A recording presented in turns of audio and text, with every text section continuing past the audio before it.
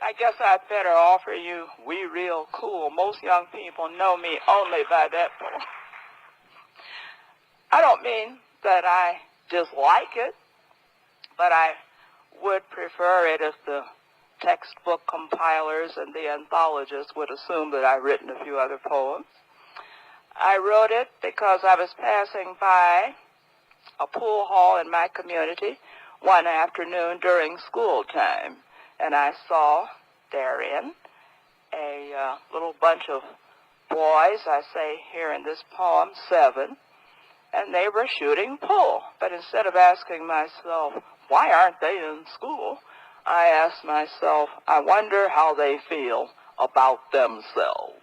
And just perhaps they might have considered themselves contemptuous of the establishment, or at least they wanted to feel that they were contemptuous of the establishment, might want to thumb their noses at the establishment, and I represented the establishment with the month of June, which is a nice, gentle, non-controversial, enjoyable, pleasant, fragrant month that everybody loves.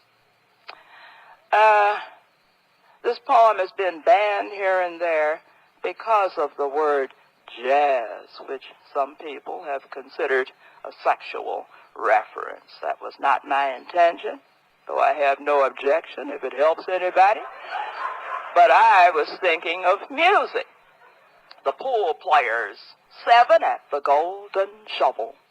We real cool, we left school, we learn light, we strike straight, we sing, sin, we thin gin, we jazz June, we die soon. I'm going to read you 3 more poems.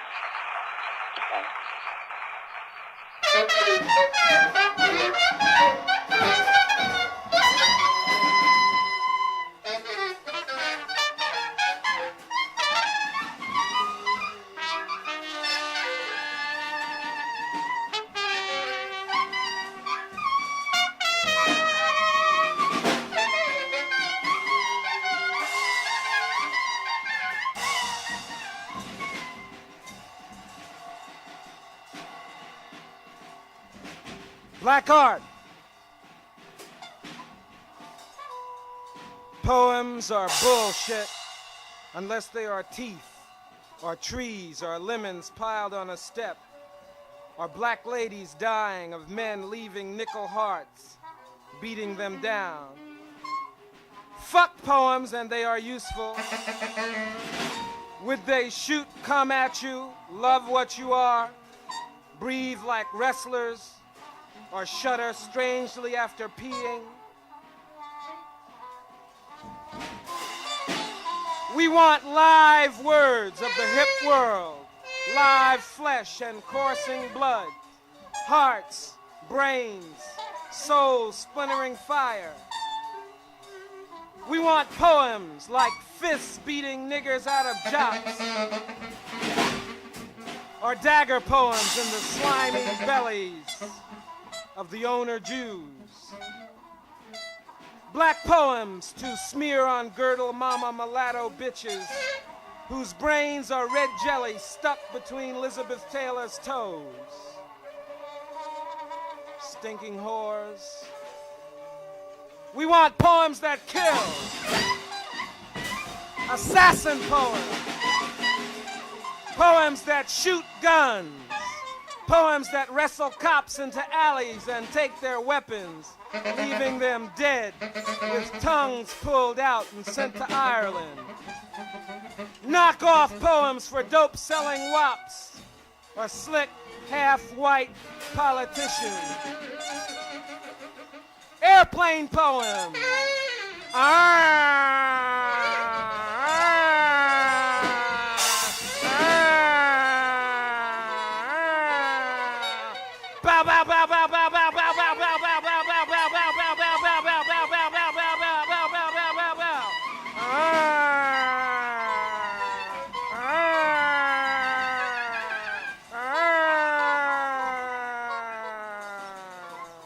setting fire and death to Whitey's ass.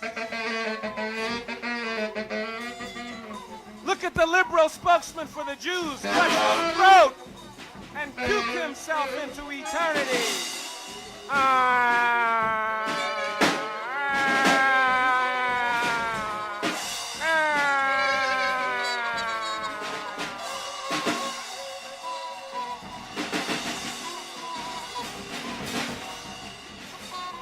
There's a Negro leader pinned to a bar stool in Sardis, eyeballs melting in hot flame.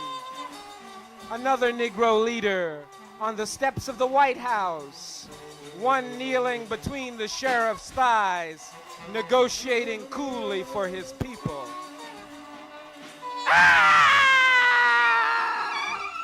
Stumbles across the room. Put it on him, poem. Strip him naked to the world. Another bad poem, cracking steel knuckles in a Jew lady's mouth.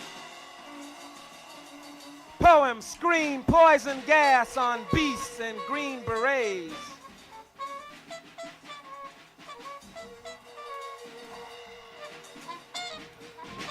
Clean out the world for virtue and love.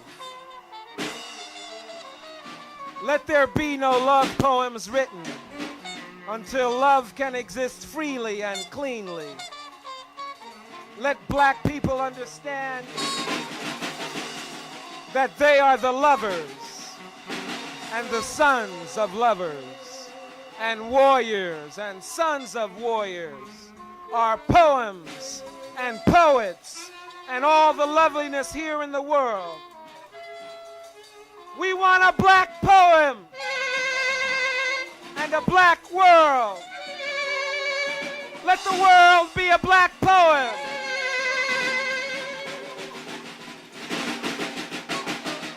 And let all black people speak this poem silently or loud.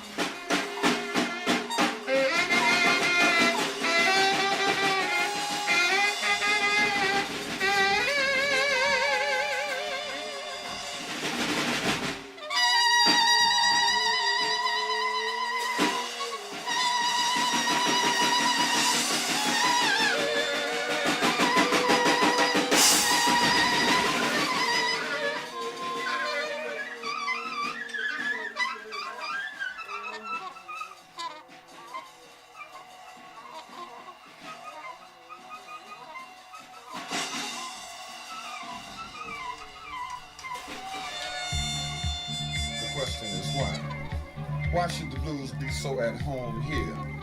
Well, America provided the atmosphere. America provided the atmosphere for the blues, and the blues was born. The blues was born on the American wilderness. The blues was born on the beaches where the slave ship docked. Born on the slave man's auction block. The blues was born and carried on the howling wind. The blues grew up a slave. The blues grew up as property. The blues grew up in Nat Turner visions. The blues grew up in Harriet Tubman courage. The blues grew up in small town deprivation. The blues grew up in big city isolation. The blues grew up in the nightmares of the white man. The blues grew up in the blues singing of Bessie and Billy and Ma. The blues grew up in Satchmo's horn, on Duke's piano, in Langston's poetry, on Robeson's baritone. The point is that the blues is gone.